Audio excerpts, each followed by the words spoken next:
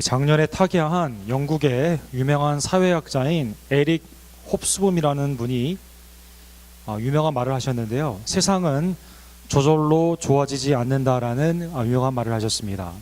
이 유명한 말 다음에 세상에 사회라는 단어도 쓸 수 있고, 교회라는 단어도 쓸 수 있고, 가정이라는 단어도 쓸 수 있고, 우리의 이름도 그 가운데 넣을 수 있는 것입니다.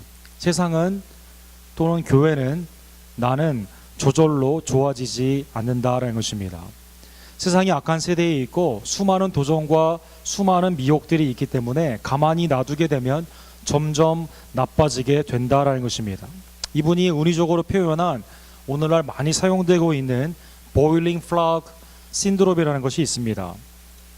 뜨거운 물에 개구리를 넣으면 개구리가 자동적으로 뜨겁기 때문에 반사적으로 반응한다라는 것입니다. 그러나 매우 서서히 물을 뜨뜻하게 하고 점점 뜨겁게 하게 될 경우 온도의 변화에 감지가 늦어져서 결국 개구리는 자기도 모르는 사이에 삶아지게 된다라는 것입니다. 사회가 끊임없이 우리를 미혹하고 끊임없이 죄 가운데로 이끌고 있기 때문에 그것을 즉각적으로 매우 민감하게 분별하지 아니하면 세상은 저절로 나아지지 않기 때문에 거꾸로 점점점 우리는 나빠지게 된다는 것입니다. 지난주에 우리에게 많은 충격을 주었던 미국의 경제의 엔진이라고 불리우는 미시간의 디트로이트라는 시가 이제 뱅크럽을 파일하게 되었습니다. 한때는 미국의 가장 살기 좋은 곳, 1960년대까지만 하여도 이곳에서 자동차 회사에 관련된 일을 하면 평생이 보장되어 있는 그러한 곳이었지만 60여 년간의 재정 적자가 축적이 되어 지난주에 뱅크럽을 파일하게 된 것입니다. 서서히 나빠져가는 그것을 빨리 깨달았어야만 되는데 괜찮다는 생각으로 안주하고 있었을 때 안일한 그들의 삶 가운데는 도시조차도 한때 영화를 누렸던 도시조차도 망하게 된다라는 것입니다.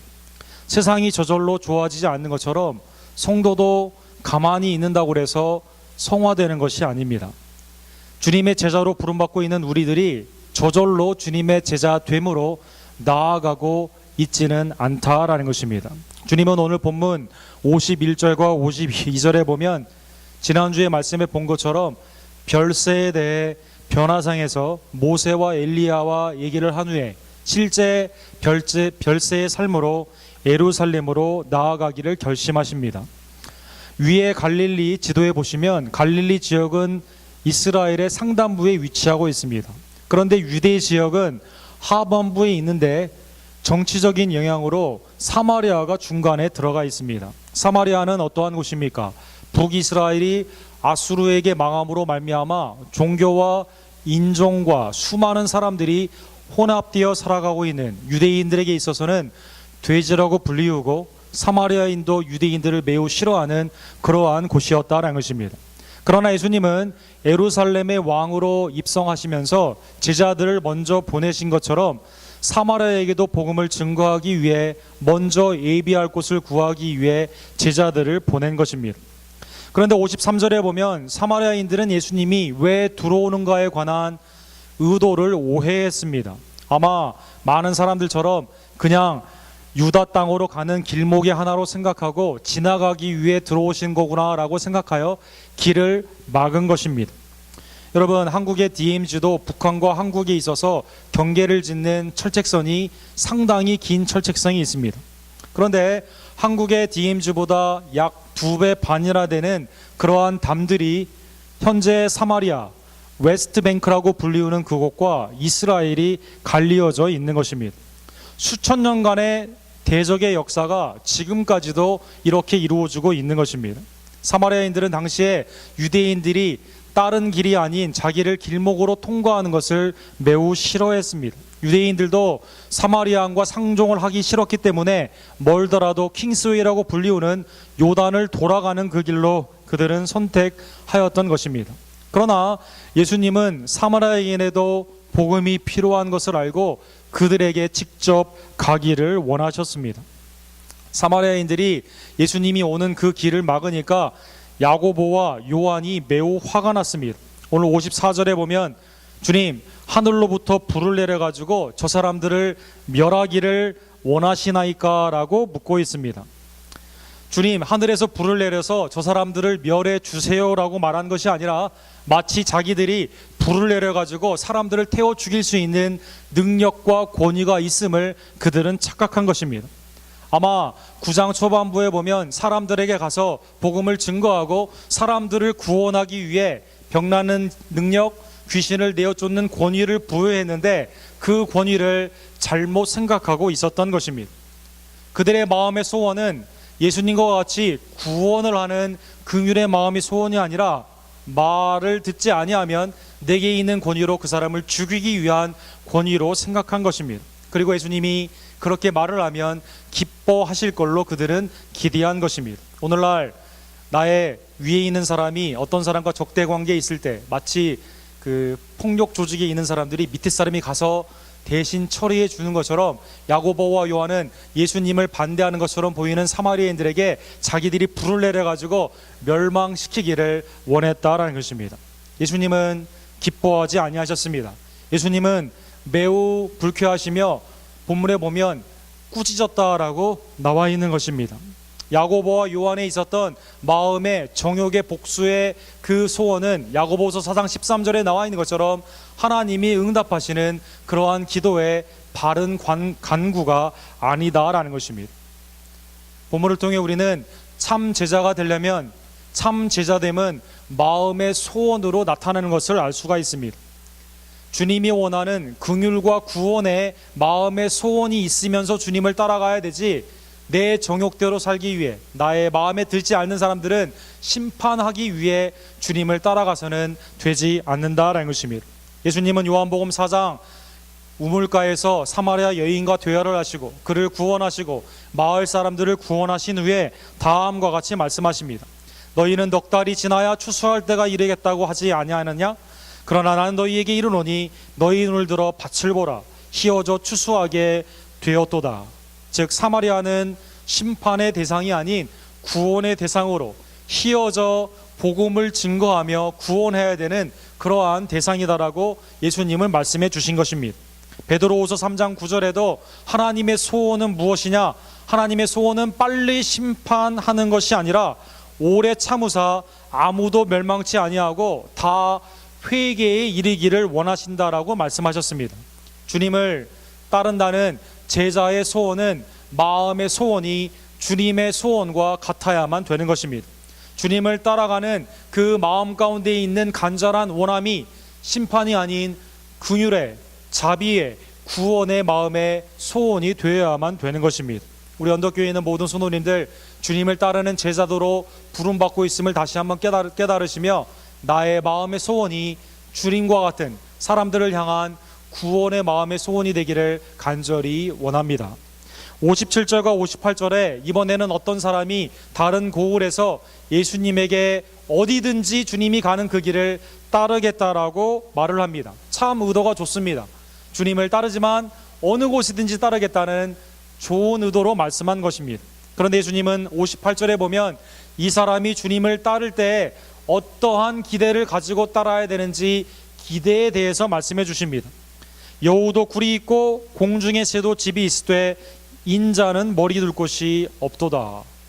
주님을 따라가는 그 어디든지 주님은 지금 별세를 위해 십자가의 화목제물로 하나님께 드려주시는 죽음을 위해 예루살렘으로 그 도상 가운데 있습니다. 이 사람이 주님을 따라간다는 그 이유가 세상적인 성공이나 나의 명예를 드러내는 개인의 정욕을 위해서는 따라가서는 되지 않는다라는 것입니다. 인자가 머리 둘 곳이 없는 것처럼 그 길은 고난의 길이며 십자가에서의 죽음의 길임을 알고 이 사람은 주님을 따라가야만 되는 것입니다. 예수님은 요한복음 1장 11절에 보면 그가 창조하셨고 창조의 목적이 되셨고 창조주로서 살아가시지만 말씀이 육신이 되어 이 땅에 성육신하셨을 때는 자기 백성이 영접하지 않았다라고 말하고 있습니다. 누가복음 2장 6절과 7절에 보면 성육신하신 예수 그리스도는 아기로서 누울 데가 없었다라고 말하고 있습니다. 신학자 존 스타트는 이렇게 말하고 있습니다. 주님께서 이 땅에 오셨을 때 사람들은 한 치의 땅도 주님께 주지 않았다라는 것입니다. 주님을 따르는 자, 사람들을 향해 심판의 대상이 아닌 구원의 대상의 마음의 소원을 가지고 따라가야만 됩니다. 두 번째로 주님을 따라가는 자, 그 주님을 따르는 제자의 삶이 세상의 번영이나 성공이 아니라 머리 둘 곳자 없는 고난의 삶, 나그네의 삶임을 깨닫고 주님을 쫓아야만 된다라는 것입니다. 우리 언덕교회에 있는 모든 제자의 삶으로 부름받고 있는 성도들이 세상적인 번영이나 성공이 아닌 주님과 동일한 믿음 가운데 고난이 있음을 깨닫고 그러한 제자의 삶으로 나아가기를 간절히 원합니다. 세 번째로 59절과 61절에 보면 이번에는 예수 그리스도께서 초청을 해주십니다. 나를 따르라 라고 또 다른 사람에게 말을 한 것입니다. 그런데 이 사람이 주님을 따르지 않고 이렇게 핑계를 댑니다. 나로 가서 먼저 내 아버지를 장사하게 하옵소서.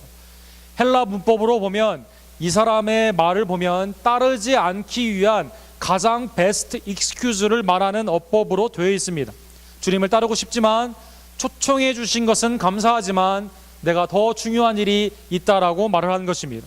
아버지의 장례는 히브리의 문화 가운데 당시 로마의 문화에서도 가장 중요한 우선순위로 뽑히는 일이었습니다. 죽은 자에 대한 장례의 경의를 표하는 것, 특별히 아버지에 대한 장례를 치르는 것은 매우 중요한 덕목이었다라는 것입니다. 이 사람이 그 덕목이 중요하기 때문에 주님을 따르지 않겠다라고 말을 하니까 주님이 60절에 보면 죽은 자들로 자기의 죽은 자들을 장사하게 하고 너는 가서 하나님의 나라를 전파하라 라고 말씀하셨습니다. 예수님의 말을 주의 깊게 보십시오. 죽은 자들로 죽은 자들을 장사하게 하고 너는 나를 따르라 라고 말한 것이 아니라 너는 가서 하나님의 나라를 전파하라 라고 말씀한 것입니다. 가장 먼저 지금 해야 되는 일이 무엇이냐? 오케이, 장례일도 중요하지만 지금 중요한 것은 가서 생명의 하나님의 나라를 증거하는 삶이다라는 것입니다. 주님을 따를 때 이 핑계 저 핑계로 따르지 않으려고 하는 이 사람의 마음을 보면서 중심으로 주님을 따르는 것은 어디에 가서든지 복음을 증거하는 우선순위가 있어야 된다라고 가르쳐 주신 것입니다. 61절에도 이번에 또 다른 사람에게 초청을 합니다. 이번에 이 사람은 조건부로 주님을 따르겠다라고 하는 조건부 헌신을 합니다. 내가 주님을 따르겠나이다마는 나로 먼저 내 가족을 작별하게 하소서. 가족과 작별하는 거 매우 중요한 것입니다. 그러나 역시 이 사람도 가족과 작별을 해야 되기 때문에 주님을 따르지 않겠다라고 하는 뉘앙스가 이 문법에 있습니다. 주님은 이 사람에 대해 이렇게 말을 합니다. 매우 유용하고 합법적인 핑계를 대는 사람에게 이 마음의 중심을 보시고 손에 쟁기를 잡고 뒤를 돌아보는 자는 하나님의 나라에 합당하지 아니한다라고 말씀한 것입니다. 주님을 섬기는 자, 이 땅의 부모를 섬기지 말라는 뜻이 아닙니다. 이 땅의 부모도 섬겨야 되고 가족도 돌봐야 되며 모든 사람들을 이웃으로 내 몸과 같이 사랑해야만 됩니다. 그러나 가장 중요한 것이 무엇이냐라는 것입니다.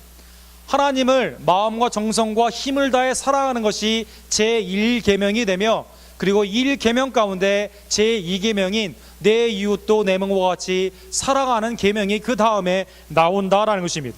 주님을 따르는 일, 하나님을 사랑하는 일을 잘하게 되면 이 땅의 부모님도 잘 섬길 수 있습니다. 주님을 따르는 그 제자됨의 삶을 하게 되면 원수까지도 사랑할 수 있는 그러한 삶이 된다라는 것입니다. 중요한 것은 내 삶의 우선순위가 무엇이냐라는 것입니다. 조건부로 내가 주님을 따르기를 원하지만 이렇다 저렇다 하는 이유를 가지고, 다 이 땅에서는 중요한 이유입니다. 그런데 주님을 따라가지 않는다면 주님도 놓치고 모든 것도 놓치게 되는 것입니다. 구약에 엘리야는 하나님의 명을 받아 엘리사를 부르게 됩니다. 그런데 오늘 본문에 나오는 것과 상당히 비슷하게 엘리사는 쟁기질을 하고 있었습니다. 엘리야가 너는 나의 제자가 된다, 나를 따르라라는 망토를 그에게 주게 되었을 때 엘리사는 다음과 같은 반응을 합니다.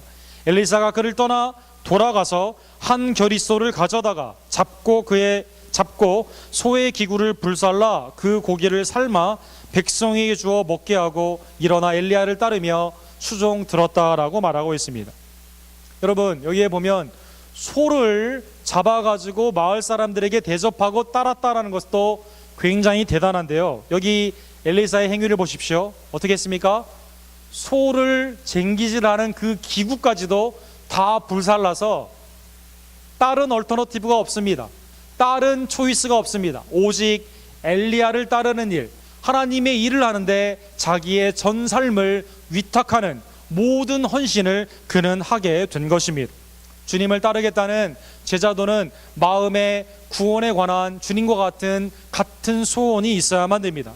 주님을 따르는 자는 주님의 그 십자가의 길을 가면서 믿음과 함께 십자가의 고난도 두려워하지 않는 마음의 바른 기대가 있어야만 된다라는 것입니다.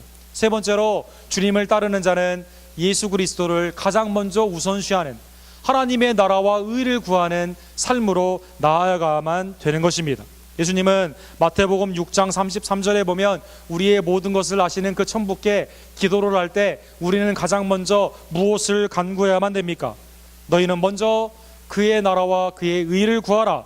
그리하면 이 모든 것이 너희에게 더해지리라 라고 약속하셨습니다. 천부는 우리의 쓸 것을 아십니다. 그런데 그 천부께 하나님의 나라와 의를 구하게 되면 모든 것을 우리에게 주신다라는 것입니다. 자녀의 화목도 주십니다. 가정의 화목도 주십니다. 삶 가운데 쓸 것도 공급하여 주십니다. 주님을 위해 살아가는 모든 공급들을 하나님께서 허락하여 주시는 것입니다. 솔로몬이 하나님을 경외하며 하나님의 뜻대로 지혜 가운데 나아가기를 원할 때 하나님은 솔로몬에게 지혜뿐만 아니라 모든 것을 더하여 주셨던 것입니다.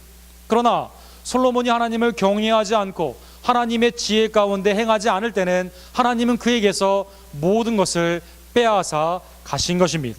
사랑하는 성도 여러분, 우리 언덕교회에 있는 제자됨의 삶으로 부름받고 있는 모든 성도님들, 마음의 바른 소원, 바른 기대, 세 번째로 주님을 따라가며 먼저 주님을 우선시하는 하나님의 나라와 의를 구하는 참된 성도들이 되기를 간절히 원합니다. 타계한 지 이제 3년이 되어가는 오카노 목사님의 제자 훈련에 관한 그 진가가 사랑의 교회 현재의 위기를 통해 더욱 나타나고 있습니다. 새로 오신 오정현 목사님의 건축과 행사에 그러한 교회로 나아가게 될 때 여러 세상 가운데 지탄이 되지만 오카노 목사님의 40년의 제자의 훈련은 지금도 많은 사람들에게 큰 적용이 되고 있는 것입니다.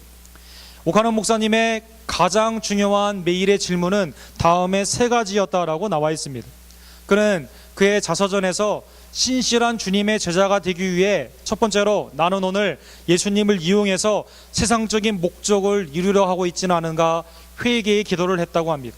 두 번째로 내 신앙과 사역의 동기와 섬김의 목적이 정말 주님을 위한 것이었는가 주님 목적의 우선순위를 생각했다고 합니다.